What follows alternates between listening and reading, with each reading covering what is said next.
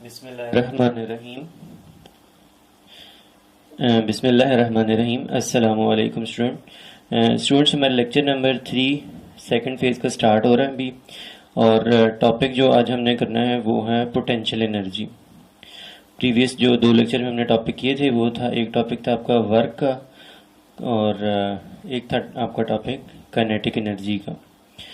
अभी जो हमने पढ़ना है दूसरा टॉपिक जो आज हमने एनर्जी से रिलेटेड वो है पोटेंशियल एनर्जी। ये दोनों जो हैं, काइनेटिक एनर्जी और पोटेंशियल एनर्जी, ये टाइप्स हैं मैकेनिकल एनर्जी की। मतलब एनर्जी की बहुत सारी टाइप्स होती हैं, mechanical energy, heat energy, sound energy, light energy, electrical energy. तो उनमें से जो मैकेनिकल एनर्जी होती है उसकी फिर आगे 2 टाइप्स होती हैं, kinetic energy and potential energy. Kinetic energy का ताल्लुक इस चीज़ से होता है कि बॉडी की मूवमेंट से रिलेटेड, कि बॉडी मूव कर रही है या नहीं कर रही, और अगर कर रही है तो कितनी स्पीड से कर रही है, और उस बॉडी का मैस कितना है। तो मैस और स्पीड के साथ वो लिंक हुई हुई होती है। अगर किसी बॉडी की स्पीड 0 हो तो ऑब्वियसली उसकी काइनेटिक एनर्जी भी 0 होगी, क्योंकि वो मोशन से रिलेटेड होती है काइनेटिक एनर्जी। लेकिन जो पोटेंशियल एनर्जी है इसका ताल्लुक मूवमेंट के साथ नहीं, बल्कि एक ख़ास पोजीशन की वजह से जो एनर्जी किसी बॉडी में स्टोर हो जाती है उस एनर्जी को हम पोटेंशियल एनर्जी कहते हैं।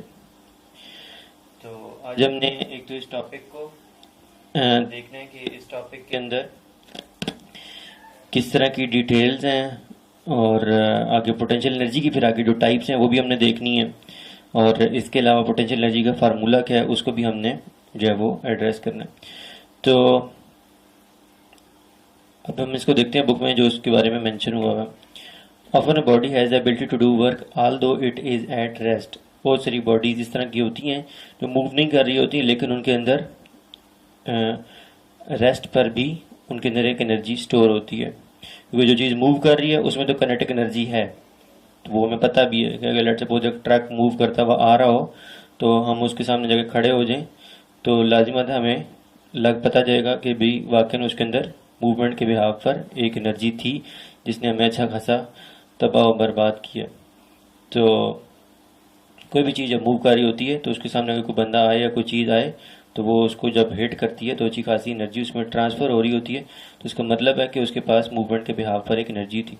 लेकिन कुछ चीज़ें ऐसी होती हैं कि जो मूव नहीं कर रही होती उसके बावजूद उनके अंदर एनर्जी होती है। फॉर एग्जांपल, किसी पहाड़ के ऊपर एक बहुत बड़ा पत्थर पड़ा हुआ है तो उसके अंदर एक एनर्जी स्टोर हुई हुई है कि अगर वो किसी भी वजह से वहाँ से चल पड़ा तो नीचे जो है वो बस्ती को तबाह कर सकता है।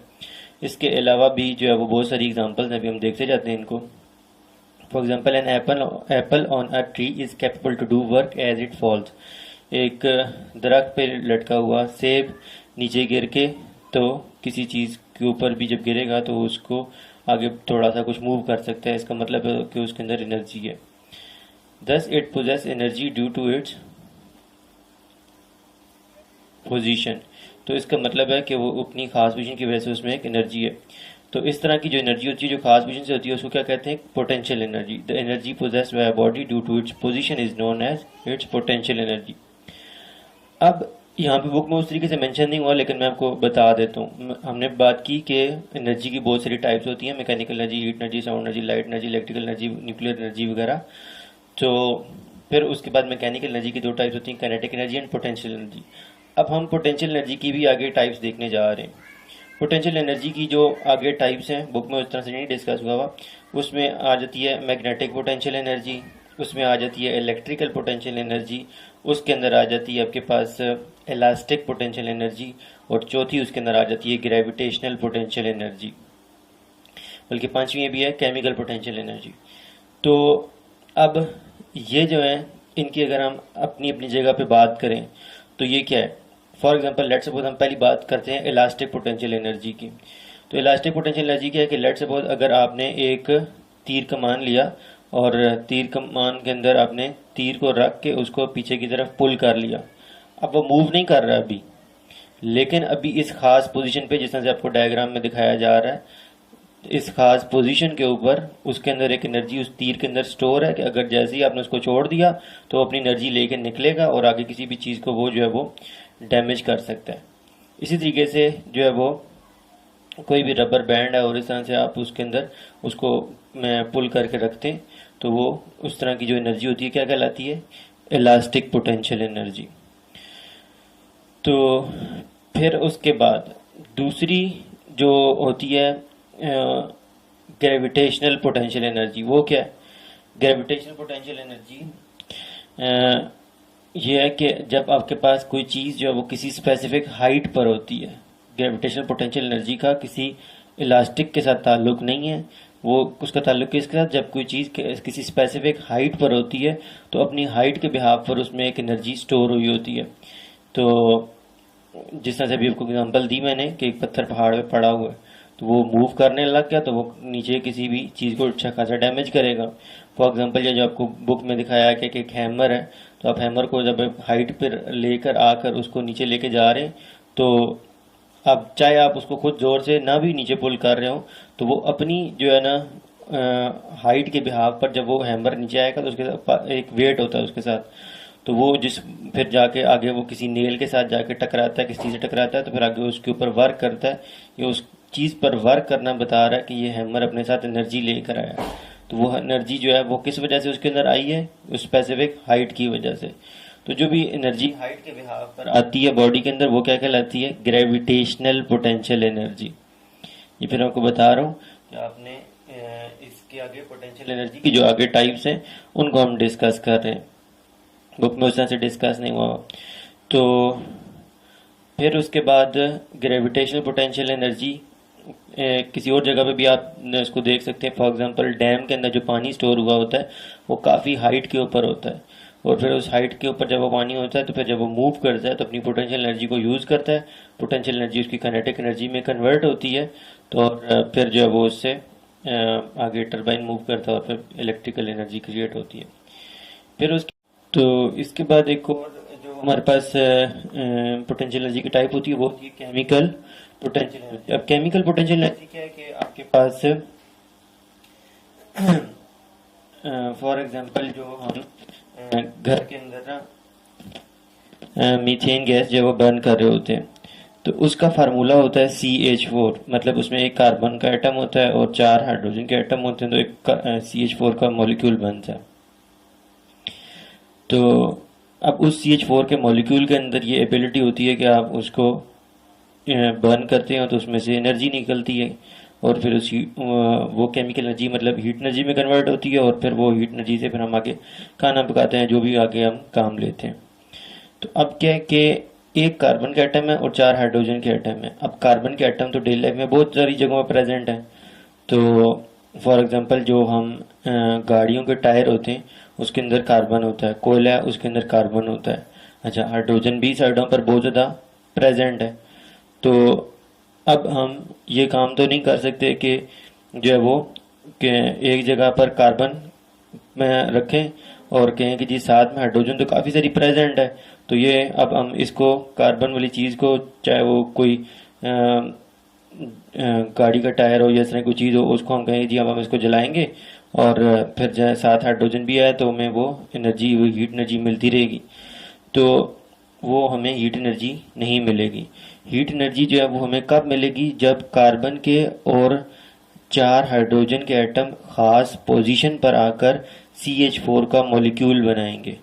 अगर वो ख़ास पोजीशन पर ना हो तो ये कार्बन हाइड्रोजन आपकी सराउंडिंग में जितना भी होगा, आपने जितना भी साइडों पर रैंडमली इकट्ठा कर लिया तो वो उससे आपको वो एनर्जी नहीं मिलने लगी, हीट एनर्जी नहीं मिलने। क्यों? क्योंकि उसके अंदर फिर उस वे में केमिकल एनर्जी पहले से प्रेजेंट ही नहीं होगी। तो इसी तरीके से ग्लूकोज जो हम सेब खाते हैं, ऐसा कोई चीज़ खाते हैं उसमें ग्लूकोज होता है, उसका फार्मूला C6H12O6 है। अब 6 कार्बन के एटम में 6 कार्बन के एटम में 12 हाइड्रोजन के और 6 फिर ऑक्सीजन के। अब ये स्पेसिफिक अरेंजमेंट में आपस में जुड़े हुए होते हैं। अगर ये आप उनको स्पेसिफिक पोजीशन के अंदर ये ना हो तो कार्बन भी सराउंडिंग में प्रेजेंट है, जैसे वो गाड़ी के टायर की एग्जांपल दी, वाटर भी प्रेजेंट है। तो अब आप कहें कि जी मुझे तो सेब नहीं मिल रहा तो मैं जो है ना गाड़ी का टायर थोड़ा सा खा लेता हूँ, ऊपर से थोड़ा सा पानी पी लेता हूँ तो शायद मुझे जो है वो मेरी बॉडी के अंदर एनर्जी आ जाएगी जो सेब से आनी थी, तो वो नहीं आने लगी। क्योंकि उसके अंदर उस वे में एलिमेंट्स के जो एटम्स हैं वो खास पोजीशन पर प्रेजेंट नहीं है, जब खास पोजीशन पर प्रेजेंट नहीं है तो वो अपने अंदर फिर वो खास केमिकल पोटेंशियल एनर्जी भी अपने अंदर नहीं रखेंगे।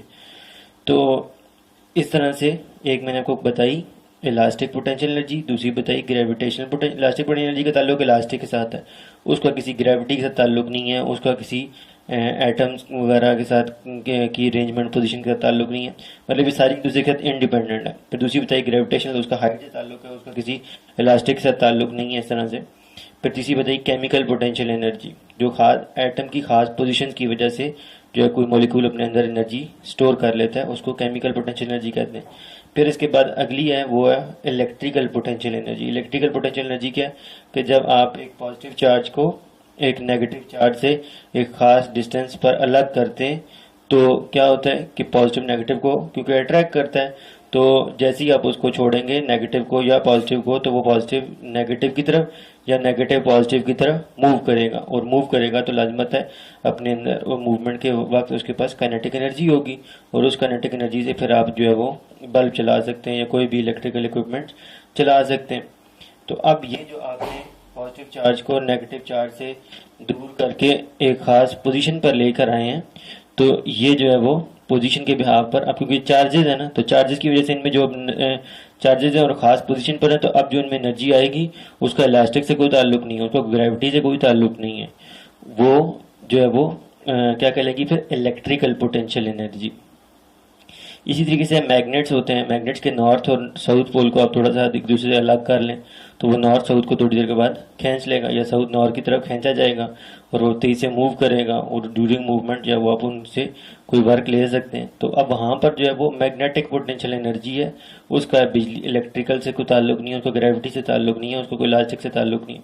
तो ये 5 तरह की मैंने आपको पोटेंशियल एनर्जी की टाइप्स बताई हैं, जिनका आपको कम से कम जो है वो नाम जो है वो आपने क्वेश्चन आपने बना लेने, जो आपके पीछे से क्वेश्चन चलते आ रहे थे, तो उसमें आप बना लीजिएगा व्हाट इज पोटेंशियल एनर्जी, उसमें आपने ये डेफिनेशन लिख देनी है, और आगे इसकी डेरिवेशन जो है कि वो मेंशन कर दीजिएगा, और साथ में जो एग्जांपल्स बीच में डिस्कस हो रही हैं इनको भी आप डिस्कस कर दीजिएगा।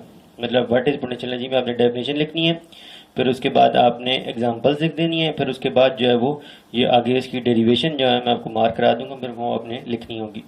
दूसरा आप क्वेश्चन बना लीजिएगा what are types of potential energy, तो वो मैंने जो अभी आपको 5 टाइप्स बताई हैं दोबारा रिपीट कर देता हूँ। Elastic potential energy, gravitational potential energy, electrical potential energy और मैग्नेटिक पोटेंशियल एनर्जी। इनको आपने अपनी वर्डिंग में जैसा मैंने आपको बताया आपने इनको लिख देना है, और इनकी हर एक के साथ साथ जो एग्जांपल बताई है, चाहे आपको अपनी तरफ से कोई एग्जांपल आती है तो आप उसको भी मेंशन कर सकते हैं। तो इस तरह से इनको आपने लिख देना ताकि आपके माइंड में हो कि पोटेंशियल एनर्जी के टाइप्स के। अब हम बुक से भी देख लेते हैं कि बुक वाले ने इसके बारे में क्या डिस्कशन की हुई है और फिर इसका फार्मूला कैसे ड्राइव हुआ है। तो वो कहते हैं stored water possess potential energy due to its height. Definition के अंदर जो बात लिखी हुई है कि वाटर जो किसी हाइट पर होता है उसमें पोटेंशियल एनर्जी होती है, या इस तरीके से एक हैमर रेज करें आप सर्टेन हाइट पर तो उसमें भी एक एनर्जी आ जाती है, उसमें एक एबिलिटी आ जाती है ताकि वो वर्क कर सके, मतलब उसमें पोटेंशियल एनर्जी होती है। इसी तरीके से एक स्ट्रेच बो है, ठीक है, ये तीर कमान has a potential due to its stretch position when release the stored energy of the bow pushes the arrow out of it. तो वो तीर उसमें से एरो जो है वो बाहर निकलता है। The energy present in stretch bow is called elastic potential energy. तो ये इलास्टिक पोटेंशियल एनर्जी का खैर आपसे अलग से बोर्ड के अंदर पेपर में क्वेश्चन पूछा जा सकता है, what is elastic potential energy. तो ये आपने जो इसकी 4th लाइन से स्टार्ट हो रहा है पैराग्राफ में, स्ट्रेच बो हैज पोटेंशियल एनर्जी, यहाँ से लेकर एंड तक लिख देना is called elastic potential energy. फिर इसी तरीके से उसके नीचे लिखा हुआ है अगला आपका what is gravitational potential energy. मतलब जो मैंने आपको टाइप बताई है उनमें से 2 आपकी बुक में डिस्कस हुई है, इलास्टिक पोटेंशियल एनर्जी और ग्रेविटेशनल पोटेंशियल एनर्जी। तो जब आप वो 5 टाइप लिखेंगे ना जो मैंने आपको कही है, तो उनमें से जो आपने इलास्टिक पोटेंशियल एनर्जी लिखनी है और ग्रेविटेशनल पोटेंशियल एनर्जी लिखनी है वो आपने अपनी बुक से ही मेंशन कर दीजिएगा। अगले पैराग्राफ के जो 3 लाइंस लिखी हुई हैं ये ग्रेविटेशनल पोटेंशियल एनर्जी के बारे में। तो वो कहता है the potential energy possessed by a hammer is due to its height. जो अभी ऊपर हमने हैमर देखी, जब उसको हाइट पर ले गए हैं तो वो जो उसमें पोटेंशियल एनर्जी आई थी, तो इस तरह की पोटेंशियल एनर्जी जो होती है वो जो हाइट की वजह से आती है उसको ग्रेविटेशनल पोटेंशियल एनर्जी कहते हैं। The energy present in a body due to its height is called gravitational potential energy. अब यहाँ से इसकी जो है वो स्टार्ट हो रही है क्या कहते हैं डेरिवेशन लेट अ बॉडी से। जो इसकी एग्जांपल थी, एग्जांपल के अंदर आपने ये 2-3 एग्जांपल जो इसने फर्स्ट 3 लाइन में मेंशन की हुई थी, इनको आपने मेंशन कर देना। तो एक एग्जांपल के अंदर आप स्ट्रेच बो, लेकिन ये पूरी ना लिखें, जस्ट स्ट्रेच लिख दें। स्ट्रेच बो has elastic potential energy in it.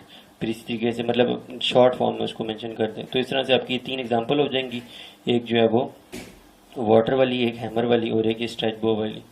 तो फिर आपने ये डेरिवेशन करनी है। बाकी जो 5 टाइपों को बताई हैं वो आपने अलग से क्वेश्चन बना के उनको नोट डाउन करना है। अब ये जो इसकी डेरिवेशन है, डेरिवेशन के अंदर आपके पास ये यहाँ से स्टार्ट हो रहा है। अब इसको गौर से देखिएगा। Let a body of mass m be raised up through a height h from the ground. एक बॉडी है जिसका मैस m है, उसको आप एक सर्टेन हाइट h तक लेके गए हैं। The body will require potential energy equal to the work done in lifting it to height h। जो चीज़ें आपने माइंड में रखनी है कि आपने किन किन चीज़ों को डिस्कस किया कि एक बॉडी है जिसका मैस क्या है m है, और उसको आप उठा कर लेके गए हैं सर्टेन हाइट एज तक। तो जब इस तरीके से लेके जाएंगे तो ऑब्वियसली उसके अंदर एक एनर्जी ग्रेविटेशनल पोटेंशियल एनर्जी जो है वो उसमें स्टोर हो जाएगी। The body will require potential energy equal to the, अब कितनी एनर्जी उसमें आएगी जितना आपको वर्क करना पड़ा है उसको उस हाइट तक लेकर जाने के लिए। जितना आप उसको उठा कर ले गए हैं, लाजमत अपनी बॉडी को की एनर्जी को इस्तेमाल किया और उस पर वर्क करना पड़ा था आपको उस चीज़ को ऊपर लेके जाने के लिए। जितना आपने वर्क किया है उतना ही उस बॉडी के अंदर एनर्जी स्टोर हो जाएगी। तो पोटेंशियल एनर्जी का हम फार्मूला निकालना चाह रहे हैं। तो पोटेंशियल एनर्जी कितनी होगी जितना उस बॉडी पे आपने वर्क किया। वर्क का फार्मूला था फोर्स इनटू डिस्टेंस, लेकिन आप जो डिस्टेंस कवर किया आपने वो तो हाइट थी, तो इसलिए फार्मूला का लिखा जाएगा potential energy is equal to force multiply by height. फिर उसके बाद आपके पास फोर्स किसकी इक्वल होगी, जितना उस बॉडी का वेट होगा उतनी आपको फोर्स लगानी पड़ रही होगी उसको उठाए रखने के लिए। तो इसलिए एफ की जगह आप डब्ल्यू लिख देंगे, डब्ल्यू की जगह पर आप, डब्ल्यू का फार्मूला होता है mg, तो इसका पोटेंशियल एनर्जी का फार्मूला बन जाएगा potential energy is equal to mgh। Thus, the potential energy possessed by a body with respect to ground is mgh and is equal to the work done in lifting to height h।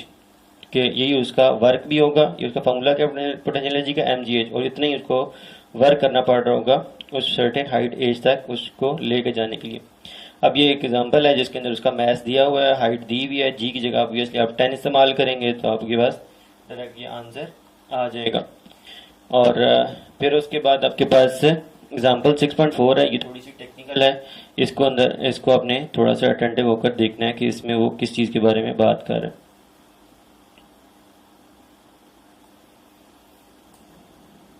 कहते हैं a force of 200 Newton acts on a body of mess 20 kg। एक body जिसका mess 20 kg है और उसके ऊपर हमने force लगाई है 200 Newton. The force accelerate the body. Obviously जब किसी बॉडी के ऊपर एक सिंगल फोर्स लग रही हो तो उसको न्यूटन सेकंड लॉ कहता है कि वो एक्सेलरेट करने लग जाती है। अच्छा, शुरू में किस हालत में थी, रेस्ट में थी। The force accelerate the body from rest until it attains a velocity of 50 metre per second.